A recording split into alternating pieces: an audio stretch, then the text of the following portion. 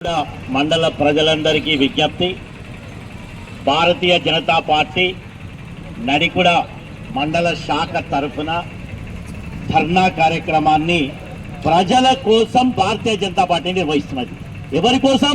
ప్రజల కోసం ఈ ధర్నాను నిర్వహిస్తున్నది. ఇదేదో భారతీయ జనతా పార్టీకి ఇప్పుడేదో వచ్చే లాభం కాదు. ఇది ప్రజలు కష్టాలలో ఉన్నారు.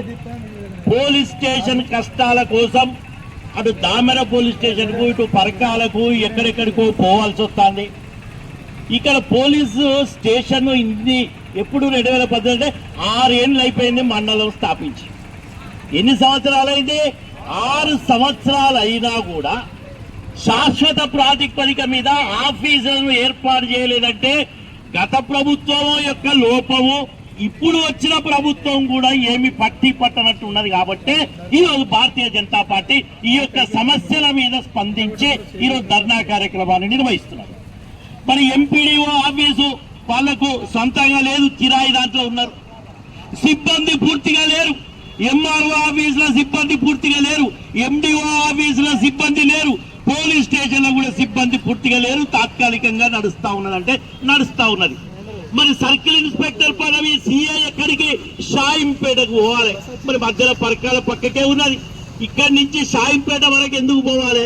ఈ పరకాలకే సిఐ, ఇక్కడనే సిఐ అధికారులు ఉన్నటువంటి పోస్టును మంజూరు చేస్తే సంతోషం. లేకపోతే కనీసం పరకాల టౌన్ కన్నా సిఐ ప్లేస్ ఇవ్వాలి. కానీ ఇక్కడ ఎస్ఐ సిఐ షాయింపేట అంటే ఎంత కష్టాలు పడుతున్నారో చూడండి. 4 గ్రామాలు దామెర మండలంలో 4 గ్రామాలు పోలీస్ స్టేషన్ సమస్యలు నడికుడలో ఉన్నాయి. వాటిని దామెర పోలీస్ స్టేషన్కి పోవాలి. ఇక్కడ వాళ్ళు సిఐకి ఏమైనా సిఐ పరిధిలో ఉన్నటువంటి వాటికేమో షాయింపేటకు పోవాలి. అంటే అసలు నడికుడ మొత్తానికి పట్టించుకొని పరిస్థితి ఏర్పడ్డది. అలా నడికుడ మండలాన్ని ఎందుకు ఏర్పాటు చేసినట్టు? మరి మీరు ఏర్పాటు చేసినప్పుడు దానికి కావాల్సిన వసతులు కావాలన్నా లేదా? వైద్యపరమైనటువంటి సమస్యలు అయితే చెప్పనట్టే లేదు. అసలు వైద్యపరంగా ఇక్కడ ఒక్కటి కూడా ప్రభుత్వ పరంగా ఆసుపత్రి లేదు. 30 పడగల ఆసుపత్రి వెంటనే ఏర్పాటు చేయాలని భారతీయ జనతా పార్టీ డిమాండ్ చేస్తున్నది. ఈరోజు నడికుడ నడిబొడ్డలో ఇక్కడ డిమాండ్ చేస్తున్నది కాంగ్రెస్ ప్రభుత్వాన్ని. ఈ ఎమ్మెల్యే గారు ఎమ్మెల్యే అయ్యి 8 నెలలు 10 నెలలు అవుతుంది. ఇంతవరకు కూడా చుట్టపు చూపుగా కూడా వస్తలేడు. అసలుకి ఎమ్మెల్యే ఆయన ఎందుకు చేసుకున్నాడు? దేనికోసం అంటే మంత్రి పదవి కావాలన్నట ఆయన పొయ్యేలోగా, అంతేగాని ప్రజల సమస్యల కోసం కాదట అని అందరూ అనుకుంటాం. ఎక్కడ చూసినా చర్చ కదే. నువ్వు ఎందుకు ఎమ్మెల్యే అంటే నాకు జీవితంలో ఒక్కసారైనా మంత్రి కావద్దా? ఆయన లొల్లి ఆయనది. మరి ప్రజల లొల్లి ఎవరు? ప్రజల పరిస్థితులు పట్టుకోవాలంటే భారతీయ జనతా పార్టీ దిక్కు. ఎప్పుడైనా కూడా ప్రజలకు కష్టాలు వస్తే పోయిన ప్రభుత్వంలో కూడా ఉద్యమాలు చేసింది భారతీయ జనతా పార్టీ. మీకు అందరికీ తెలుసు, నడికులలో ఆ రోజు వడగండ్ల వానొస్తే రైతుల కోసం కొట్లాడింది భారతీయ జనతా పార్టీ మాత్రమే. ఇక్కడ మొత్తం నడికుడలో వడగండ్ల వానొచ్చి పంటలన్నీ కొట్టుకపోతే కొట్లాడింది ఇక్కడ ఈ బొడ్డు మీద ఇక్కడ ధర్నా చేసినాం. ఎవరు? భారతీయ జనతా పార్టీ. కాబట్టి ప్రజలందరికీ విజ్ఞప్తి చేస్తున్నాం, ఈ రోజు నడికుడలో సొంత భవనంతో పోలీస్ స్టేషన్ ఏర్పాటు చేయాలనేది ఒకటో డిమాండు. ఎంపీడీఓ ఆఫీసు సొంత నిధులతోని కట్టించి పూర్తి సిబ్బందిని ఏర్పాటు చేయాలనేది రెండో డిమాండు.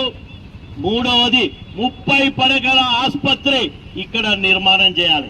ఇవి కాకుండా నడికుడ మండలంకు సంబంధించిన గ్రామాలలో మస్తు కష్టాలు ఉన్నాయి. ఆడ బ్రిడ్జ్ ఉన్నది, కంటాత్మకూరు బ్రిడ్జి. ఎన్ని రోజులు కడతారా మీరు? రోజుకొక ఇటుకపేట చొప్పున కడతారా? ప్రజలు ఇబ్బందులు పడుతున్నారు. అక్కడ రోడ్డు బ్లాక్ చేసిరు. మొత్తం ఇట్లా అంబాల నుంచి ఇట్లా తిరుక్కుంటూ రావాల్సి వస్తుంది. అందరికి శనిగారం నుంచి ఇట్లా రావాల్సి వస్తుంది. మనకు పరకాలకు వరంగల్కు కనెక్షన్ మొత్తం అట్టించి పోయింది. మరి ఎప్పటి వరకు కడతారు మీరు హై లెవెల్ బ్రిడ్జి? అప్పుడు కూడా ఈ హై లెవెల్ బ్రిడ్జి కోసం కొట్లాడిన పార్టీ ఏదంటే భారతీయ జనతా పార్టీ మాత్రమే. ఆ రోజు నాడు కొట్లాడితే శాంక్షన్ అయ్యి ఇక కట్టుడు మాత్రం రోజుకొక ఇటుక పిల్ల తిరిగా కడతా ఉన్నారు. కాబట్టి ప్రజలందరికీ పత్రికాముఖంగా అందరికీ విజ్ఞప్తి చేస్తున్నాం, భారతీయ జనతా పార్టీ మాత్రమే ఈ సమస్యల మీద కొట్లాడే పార్టీ. కాబట్టి రాబోయే స్థానిక ఎన్నికలలో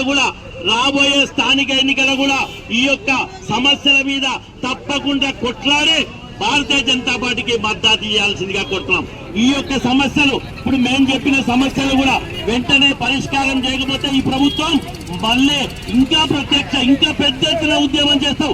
ఎక్కడ కూడా ఏ ఆఫీసు కూడా పని చేయకుండా చేస్తాం.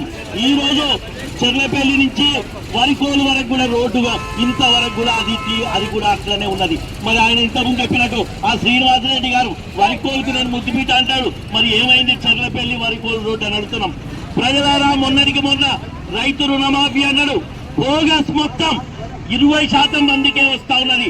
చాలా మంది ప్రతి ఊర్లో ఎంతో మంది అర్హులైన వాళ్ళు ఎలిజిబుల్ అర్హులైనటువంటి నిజంగా రుణం పొంది కూడా ఇప్పటి వరకు కూడా రుణమాఫీ అవుతలేదని భారతీయ జనతా పార్టీకి ఎన్నో కంప్లైంట్లు వస్తున్నాయి. కాబట్టి అగ్రికల్చర్ డిపార్ట్మెంట్ లో ఉన్న అఫీషియల్స్ అందరికీ, వ్యవసాయ అధికారులకు భారతీయ జనతా పార్టీ తరఫున డిమాండ్ చేస్తున్నాం.